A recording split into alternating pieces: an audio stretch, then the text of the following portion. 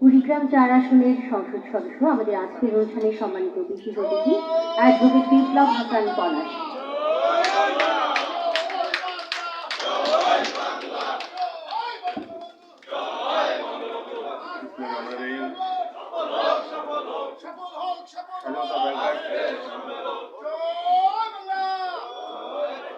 স্বাধীনতা ব্যাংকার্স পরিষদের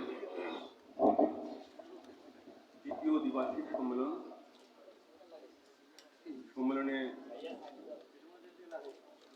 প্রধান হিসেবে উপস্থিত থাকার কথা ছিল গণপ্রজাতন্ত্রী বাংলাদেশ সরকারের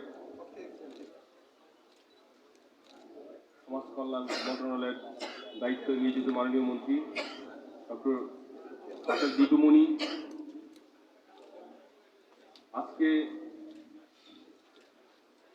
এই সম্মেলনে উপস্থিত আছেন সারা বাংলাদেশের ছাত্র সমাজের কাছে অত্যন্ত প্রিয় মুখ, যিনি ছাত্র নেতা থেকে জননেতা হয়েছেন, মহান জাতীয় সংসদের সম্মানিত সদস্য জনাব এইচ.এম. বদরুজ্জামান সোহাগ বক্তব্য রেখেছেন।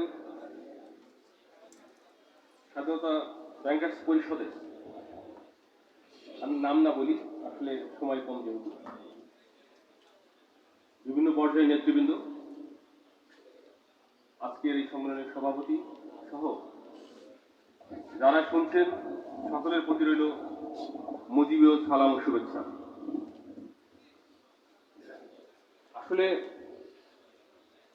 আমি এখানে যখন আসি, আমি এমন কিছু মুখ দেখতে পাই যাদের সাথে আমরা ক্যাম্পাসে চলাফেরা করেছি বা ক্যাম্পাসের বাইরেও যখন ঢাকায় এসেছি, ছাত্র রাজনীতি বলেন সেই সময়টায়। কাজেই আমি মসজিদে যখন যাই তখন আমি মজা করেই বলি যে মনে হয় আরেকটা ক্যাম্পাসে আসছি। এখানে এসে আমার এই ফিলিংসটাই কাজ করছে যে আমি আরেকটা আবার আমাদের সময় ক্যাম্পাসে গিয়ে এসেছি। কাজেই তাদের সামনে বক্তব্যের কিছু নেই।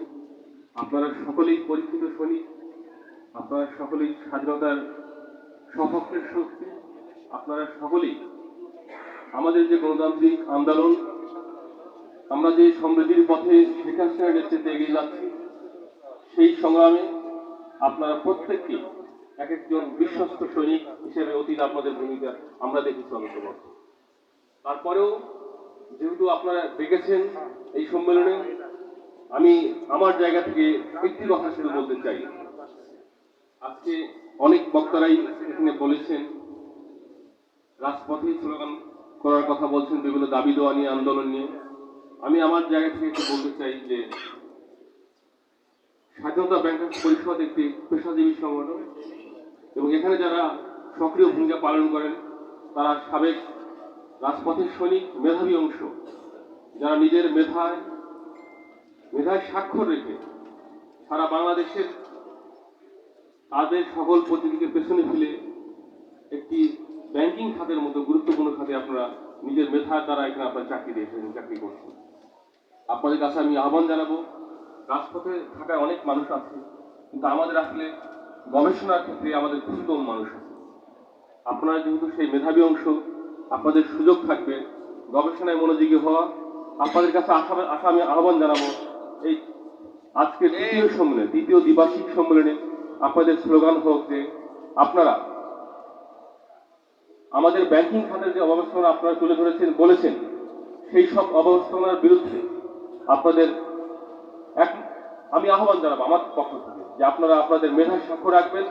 আপনারা গবেষণার মাধ্যমে শুধু গবেষণা করে না, সেই গবেষণার প্রকাশনা আপনারা বের করবেন, সেই প্রকাশনাগুলো আপনারা সংশ্লিষ্ট দপ্তরকে দেবেন, সারা বাংলাদেশের মানুষের কাছে দিবেন, বাংলাদেশের মানুষকে পথ দেখাবেন, বাংলাদেশের মানুষ যাতে আস্থায় থাকে যে ব্যাংকগুলোতে তাদের সেই স্বাধীনতায় বিশ্বাসী, গণতান্ত্রিক ব্যবস্থাপনায় বিশ্বাসী, অসাম্প্রদায়িক চেতনায় উদ্বুদ্ধ একদল মানুষ আছে, একদল যুবক আছে, একদল ছাত্রলীগের সাবেক কর্মীরা আছে, যারা গবেষণার মাধ্যমে, প্রকাশনার মাধ্যমে মানুষকে দেখিয়ে দিবে কিভাবে ব্যাংকিং খাতের অবস্থানা দূর করা সম্ভব।